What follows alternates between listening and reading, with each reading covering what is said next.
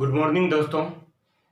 आज इस टाइम जो है इस कोरोना काल में जो है भारत और नेपाल के बीच जो है टकराव उत्पन्न हो गया है। वैसे नेपाल की इतनी हिम्मत कैसे हो गई जो हमारे ऊपर आंख दिखाने लगा? आखिर इसके पीछे रीजन का कौन है? इसके पीछे उनको सहायता देने वाला कौन है? और यह जो विवाद हुआ है काला पानी विवाद, ठीक है, तो काला पानी हिस्से को जो है यह भारत नेपाल जो है अपना हिस्सा मान रहा है। तो इस काला पानी को हम लोग समझेंगे, ठीक है। काला पानी विवाद है क्या? पहले हम लोग देख रहे हैं कि यह जो है हमारा इंडिया का मैप है, ठीक है। ठीक से नहीं बना है तो सॉरी। तो यह समझने के लिए समझ सकते हैं, यह हमारा इंडिया का मैप है, ठीक है। और इंडिया के उत्तर पूर्व साइड में जो है नेपाल देश स्थित है, ठीक है। तो यह हमारा नेपाल स्थित है, यह नेपाल देश स्थित है। इस नेपाल देश को जो है लैंडलॉक कंट्री भी बोलते हैं। लैंडलॉक कंट्री क्या होता है? किसी भी देश के चारों ओर जो भूमि होता है उसको लैंडलॉक कंट्री कहते हैं। तो नेपाल को हम लोग लैंडलॉक कंट्री कहते हैं। और नेपाल को जो है हम लोग बफर देश भी कहते हैं। बफर देश क्या होता है? दो बड़े देशों के बीच जो छोटा देश स्थित होता है उसको बफर देश कहते हैं। तो एग्जाम में यदि बफर देश पूछा जाए तो यह नेपाल बफर देश के अंतर्गत आते हैं और लैंडलॉक कंट्री होता है, ठीक है। तो अब समझते हैं कि यह काला पानी विवाद हुआ कैसे। तो देखिए, पहले बात करते हैं हम लोग नेपाल के, ठीक है। तो नेपाल जो है मुगलों के, जब दिल्ली सल्तनत का यहाँ शासन चल रहा था, दिल्ली सल्तनत के समय के बाद का समय जो है हमारे भारत पर जो है मुगलों का शासन हो जाता है। जब मुगलों का शासन होता है और मुगल का जब पतन हो जाता है तो मुगल के पतन के बाद जो है नेपाल का वर्चस्व बढ़ जाता है। क्योंकि यहाँ के सैनिक जो होते हैं बहुत वीर होते हैं। यहाँ गोरखा सैनिक होते हैं और गोरखा सैनिक बहुत वीर होते हैं। यह क्या करते हैं कि धीरे धीरे जो है यह अपना पांव पसारना चालू कर देते हैं, क्योंकि है वहां उस समय मुगलों का पतन हो गया। अब ये लोग को जो है रोकने वाला है नहीं कोई। तो यह क्या करते हैं, धीरे धीरे जो है पांव पसारना चालू कर देते हैं, ठीक है। तो ये क्या करते हैं कि धीरे धीरे जो है यह अपना जो है क्षेत्र बढ़ा करके, पहले तो यहाँ से यहाँ तक नेपाल रहता है, यह अपना क्षेत्र बढ़ा करके जो है सिक्किम के इलाका के ये क्षेत्र को जीत लेता है, ठीक है। तीस्ता नदी के आसपास का क्षेत्र को। और उधर जो है उत्तर साइड में जो है भारत का उत्तरी इलाका का क्षेत्र जो कुमायूं पड़ता है, जो अभी उत्तराखंड में पड़ता है, यह कुमायूं को जीत लेता है। और उसके साइड का जो है गढ़वाल क्षेत्र है, इनको भी जीत लेता है। मतलब कि ये उत्तराखंड के क्षेत्र को भी जीत लेता है, कुमायूं और गढ़वाल क्षेत्र को भी। यहाँ के जो वीर सैनिक होते हैं, ये नेपाल का जो तराई क्षेत्र होता है, जो कि अभी अवध का हिस्सा पड़ता था, वो अवध क्षेत्रों को भी जीत लेते हैं। मतलब धीरे धीरे देख रहे हैं कि ये नेपाल जो है अपना पांव पसारते जा रहा है। यहाँ के सैनिक वीर हैं, गोरखा है, बहुत ताकतवर है। तो यह धीरे धीरे जो है अपना पांव पसारते जा रहा है। तो धीरे धीरे जीत करके एक अपना नया सीमा बनाता है। यहाँ इधर जो है ये गढ़वाल के साइड में सतलुज नदी बहता है। सतलुज नदी से लेकर के यहाँ जो है तीस्ता नदी बहता है। मतलब सिक्किम के कुछ इलाकों तक जो है यह जीत लेता है और अपना जो है नया सीमा जो है यहाँ से यहाँ तक बना लेता है, सतलुज से लेकर के तीस्ता तक। और भारत नेपाल अपना तराई क्षेत्र मतलब अवध क्षेत्र को भी जीत लेता है और यहाँ भी अपना हिस्सा कायम कर लेता है, हिस्सा बना लेता है। तो यह अपना अपना धीरे धीरे पांव पसारता है। उस समय क्या होता है, हमारे देश पर अंग्रेजों का शासन हो जाता है। तो अंग्रेज यहाँ शासन करने लगते हैं। यह देखते हैं कि धीरे धीरे जो है यह भारत की ओर जो है अपना पांव पसारने लगे हैं गोरखा सैनिक, नेपाली जो है यह धीरे धीरे जो है यह इंडिया की ओर जो है पांव पसारने लगे हैं, इंडिया को क्षेत्र को जो है जीत रहे हैं। तो यह अंग्रेजों को गुस्सा आ जाता है कि आखिर अब हम यहाँ भारत पे शासन कर रहे हैं और मेरे क्षेत्र को ही ये नेपाल के जो गोरखा सैनिक जीत लेंगे तो फिर हम लोग शासन कहाँ करेंगे। यह क्या करते हैं कि नेपाल के साथ युद्ध छेड़ देते हैं, ठीक है। गोरखा सैनिक के साथ युद्ध छेड़ देते हैं। फिर भी यहाँ के जो सैनिक होते हैं गोरखा बहुत ही वीर रहते हैं, बड़ी ताकतवर के साथ अंग्रेजों के साथ लड़ते हैं। लेकिन अंग्रेज के पास भी नया नया हथियार होता है, ठीक है, नई रणनीति होती है। तो नया हथियार और नई रणनीति की वजह से जो अंततः क्या होता है, नेपाल को हरा देता है। तो नेपाल को हरा देता है। तो नेपाल को हराने के बाद नेपाल और इंडिया के बीच, या बोलिए नेपाल और अंग्रेजों के बीच जो है एक संधि होता है, जिसको हम लोग कहते हैं सुगौली की संधि, ठीक है। तो यह सुगोली की संधि में क्या होता है, देखिए यह जो युद्ध चल रहा था 1814 से 16 के बीच, इस युद्ध को कहते हैं, अंग्रेजों और नेपाल के बीच जो युद्ध चल रहा था इसको कहते हैं नेपाल अंग्ल युद्ध। ठीक है, यह कब से कब चल रहा था, 1814 से 1816 के बीच। अब जब जैसे ही युद्ध खत्म किस लिए होता है, जब एक संधि होती है, तो वह संधि कब होती है, 1816 में। तो यह सुगोली का संधि होता है। और सुगोली के संधि के तहत क्या दोनों के बीच बातचीत जो होता है अंग्रेजों और नेपाल के बीच, तो सुगोली के संधि के तहत कहा जाता है कि नेपाल के जो गोरखा सैनिक है जो कुमायूं क्षेत्र को जीते हैं वो इंडिया को वापस कर दे, मतलब अंग्रेजों को वापस कर दे। जो गढ़वाल क्षेत्र जीते हैं वो भी वापस कर दे, जो ये तराई क्षेत्र जीते हैं वो भी वापस कर दे, और यह जो सिक्किम का इलाका भी जीता हुआ यह भी वापस कर दे। मतलब जितना क्षेत्र जीता हुआ था वह पुनः वापस कर दे। यह सुगोली की संधि में होता है। तो आप लोग से पूछा जाएगा कि यह सुगोली की संधि कब हुई थी। तो सुगोली की संधि का प्रश्न यदि पूछा जाएगा तो आप लोग बोलिएगा 1816 में जो है सुगोली की संधि हुई थी। ठीक है, और क्वेश्चन एक यहाँ से पूछा जाएगा कि सुगोली का संधि तो हुई थी, या सुगोली कहाँ स्थित है। सुगोली जो है बिहार के चंपारण में स्थित है।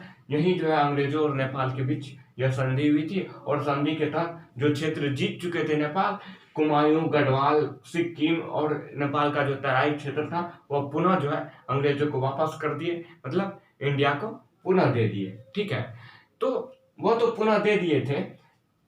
अब देने के बाद क्या होता है, तो फिर यह काला पानी विवाद क्या। ठीक है, अब देखिए सुगोली के संधि के बाद जो है एक नया सीमा बन जाता है नेपाल का। पहले तो यहाँ से यहाँ था, अब फिर क्या हुआ कि जब जीतने के बाद सतलुज से तीस्ता तक यहाँ से यहाँ तक हो गया। अब क्या हुआ, जब फिर से सुगोली की संधि के बाद जो है यह क्षेत्र लौटा दिया जाता है इंडिया को, अंग्रेजों को, तो फिर जो है एक नई सीमा बनती है नेपाल का। उस सीमा को देखते हैं और आगे हम लोग देखेंगे काला पानी विवाद है क्या। ठीक है, अब समझिए अब क्या होता है, नेपाल अंग्ल युद्ध के बाद क्या होता है कि अंग्रेजों से जब नेपाल पराजय हो जाता है तो सुगोली संधि के तहत जो है नेपाल का सीमा का निर्धारण कर दिया जाता है। नेपाल का जब सीमा का निर्धारण किया जाता है तो इसकी सीमा जो है ये उत्तराखंड में जो शारदा नदी है उसको नेपाल के लोग काली या महाकाली कहते हैं। मतलब नेपाल का पश्चिमी साइड में जो है काली या महाकाली नदी, ठीक है, और पूर्वी साइड में मतलब नेपाल का अंतिम नदी जो है मेची नदी, जो कि यह नेपाल से निकल करके बिहार के किशनगंज जिले में महानंदा नदी में आके वर्तमान में मिलती है। ठीक है, तो ये मतलब ये पश्चिमी साइड से लेकर के काली नदी से लेकर के मेची नदी तक इसका सीमा होगा। ठीक है, तो ये सुगोली संधि के तहत कहा गया। ठीक है, और ये नेपाल का जो तराई वाला क्षेत्र है तो यहाँ जो है एक त्रिवेणी बांध है जो कि बिहार का चंपारण जिला में है। ठीक है, तो इधर ये त्रिवेणी बांध तक ये नेपाल का सीमा होगा। ठीक है, तो अभी जो विवाद का कारण बना है तो इधर मेची नदी कोई विवाद का कारण नहीं है, ना ही त्रिवेणी बांध विवाद का कारण है। अभी जो मेन विवाद का कारण है यह काली या महाकाली नदी है। ठीक है, तो अब देखिए कैसे काली महाकाली नदी है। ठीक है, अब जो नया सीमा रेखा है मतलब नेपाल का जो बॉर्डर बना हुआ है तो यह क्या हुआ कि यह काली नदी से लेकर के, यह मानिए नेपाल है, और ये काली नदी से लेकर के मेची नदी तक वर्तमान में है। ठीक है, काली नदी से लेकर के मेची नदी तक है। ठीक है, तो अब हो क्या गया जब इस पे काली नदी पर विवाद हो गया कि देखिए भारत सरकार ने, जैसे हमारे देश के या कहीं से भी जो है श्रद्धालु आते थे वो शिव जी का दर्शन करने जो है यहाँ से सिक्किम के नाथुला दर्रा से होकर के मतलब लंबा रूट होकर के जो यहाँ जाते थे मानसरोवर, जहाँ शिव जी का दर्शन करते हैं, यहाँ कैलाश पर्वत है। तो यही मानसरोवर के पास जो है लंबा रूट होकर के जाते थे शिव जी का दर्शन करने, कालों का काल महाकाल का दर्शन करने। तो भारत सरकार ने ये सोचे कि क्यों ना हम उत्तराखंड में, ठीक है, ये काला पानी मतलब उत्तराखंड से जो है हम लोग मानसरोवर तक रोड बना दे, आसानी भी होगा। और क्या होगा कि आने वाले फ्यूचर में यदि चाइना अटैक करेगा मेरे ऊपर, तो हम अपने सैनिक को जो है जल्दी भेज सके, और चाइना का जो है चाइना सैनिकों को जो है अच्छा तरह से मुंह की खानी पड़ेगी। तो भारत सरकार जो यही सोच के क्या किए कि यहाँ रोड बनाना चालू कर दिए। ठीक है, तो ये रोड कौन बनाती है? रोड बनाती है BRO, border road of organization. सैनिकों में ही एक ऑर्गेनाइजेशन होता है, बॉर्डर रोड ऑफ ऑर्गेनाइजेशन। इन्होंने क्या किया, हमारे भारत में जो है काला पानी तक जो है विवाद, काला पानी एक जगह है उत्तराखंड में जहाँ पिथौरागढ़ में है। ठीक है, पिथौरागढ़ एक जिला है, वहाँ पिथौरागढ़ में है। तो इसी काला पानी तक हमारा रोड बना हुआ था। तो बॉर्डर रोड ऑफ ऑर्गेनाइजेशन क्या करती है, ये पिथौरागढ़ से जो है यहाँ एक जगह है जिसको कहते हैं लेपू लेक, भारत सीमा का जो है सीमा रेखा है, और चीन का भी सीमा रेखा यही है। मतलब तीनों देश का सीमा रेखा जो है लेपू लेक के पास है। तो यहाँ लेपू लेक तक जो है 80 किलोमीटर का रोड बना रही थी। तो 80 किलोमीटर तक रोड जब बना रही थी, तो इस बात का जब चाइना को पता चला, तो चाइना को समझ में आ गया कि अब जो है फ्यूचर में जो है हमको कभी ना कभी ये हम मेरे सैनिकों को रोक देगा। तो यह क्या किए कि नेपाल से कानाफूसी कर लिए, नेपाल सरकार को कानाफूसी कर दिए, उसको बोल दिए कि यह जो है काली नदी जो है इस पे एक विवाद खड़ा कर दो। ठीक है, तो इन्होंने एक विवाद खड़ा कर दिए। एक्चुअली है क्या कि नेपाल में जो है NCP की सरकार है, नेशनल कम्युनिस्ट पार्टी की, जो कि वामपंथी विचारधारा का है, और चाइना भी जो है वामपंथी विचारधारा का है। नेपाल के जो PM है KP शर्मा ओली है। ठीक है, तो ये वामपंथी विचारधारा के हैं। तो चाइना के कहने पर जो है यह विवाद खड़ा कर दिए। आखिर ये विवाद है क्या, काला पानी विवाद है क्या? देखिए है क्या। अब देखिए वर्तमान नक्शा के अनुसार क्या था कि ये काला पानी जो है काली नदी से लेकर के मेची नदी तक नेपाल की सीमा रेखा था। लेकिन इधर हाल ही में परसों तरसों जो है नेपाल सरकार ने क्या किया, एक नया नक्शा तैयार कर लिए, और यहाँ तक जो है यह हमारा उत्तराखंड है, यहाँ तक जो है हम यहाँ से यहाँ तक अपना नेपाल का सीमा रेखा मानने लगे।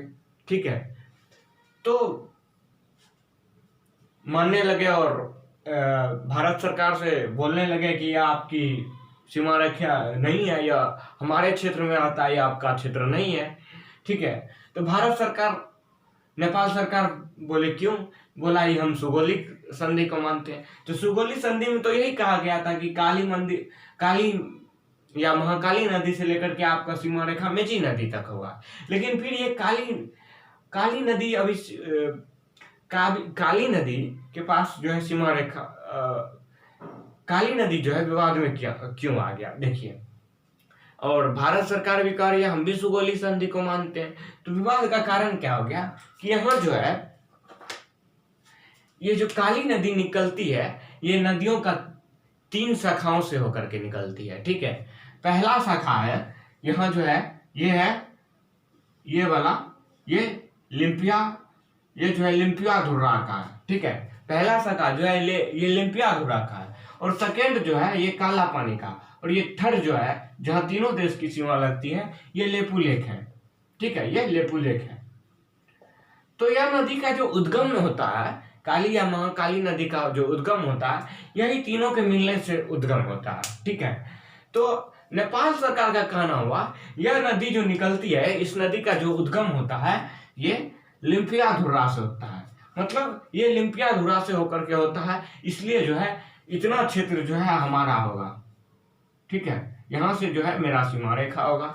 भारत सरकार का कहना है नहीं, यह जो काली नदी जो निकलती है यह लेपू लेक से निकलती है, इसलिए जो है यह सीमा रेखा आपका नहीं होगा, यहाँ से जो है सीमा रेखा आपका होगा। तो इसी को लेकर के विवाद हो गया। मतलब इतना तो क्षेत्र को लेकर के विवाद हो गया। ठीक है, तो यही लेपू लेक विवाद हो गया, यही काला पानी विवाद हो गया। तो समझ ही गए होंगे, इसी क्षेत्र को लेकर के जो है विवाद पैदा हो गया। अब दोनों कह रहा है क्योंकि जो है इसका उद्गम जो है 3 शाखाओं से मिलकर के होता था, तो यही अभी विवाद में पड़ गया है। तो काला पानी विवाद आप लोग समझ गए होंगे। ठीक है, तो विवाद क्या था। ठीक है, अब देखिए, अब भारत सरकार को इसमें क्या करना चाहिए, इस विवाद को सुलझाने के लिए क्या करना चाहिए। मेरा राय माने तो भारत सरकार को जो है अभी कुछ नहीं करना चाहिए। कूटनीतिक के तौर पर जो है ये नेपाल सरकार से थोड़ा बहुत बात करना चाहिए। ठीक है, क्योंकि वो पड़ोसी है। ठीक है, पड़ोसी यदि ठीक नहीं रहेगा, हमारे पक्ष में नहीं रहेगा, तो हमारे ऊपर बड़ा खतरा हो सकता है। ठीक है, भले दूर में बैठा दुश्मन यदि दुश्मन रह जाए तो उसको आसानी से हम हरा सकते हैं, लेकिन यदि पड़ोसी मेरा दुश्मन है तो वो बहुत कुछ मेरा बिगाड़ सकता है। इसलिए भारत सरकार को जो अपना कूटनीतिक के जाल में फंसा करके जो है नेपाल को समझा बुझा करके इसको रखना चाहिए। और नेपाल इसी समय जो है चाइना के जाल में फंस गए। चाइना खुद चट्टा है, वो दूसरे देश को आगे बढ़ा देता है, उसके बाद उस पर कर्जा थोप करके उसको फिर आगे नहीं बढ़ने देता है। जैसे पाकिस्तान को भी ऐसा बहुत कर्जा थोप दिया, आगे नहीं बढ़ा। तो नेपाल को भी भलाई इसी में है जो भारत के साथ जो है तालमेल अच्छा रखे। क्योंकि देखिए, यह नेपाल है और इधर जो है माउंट एवरेस्ट है हम लोग का, तो मतलब ये पहाड़ी क्षेत्र है। ठीक है, और नेपाल का ये जो तराई वाला क्षेत्र है यह मैदानी क्षेत्र है।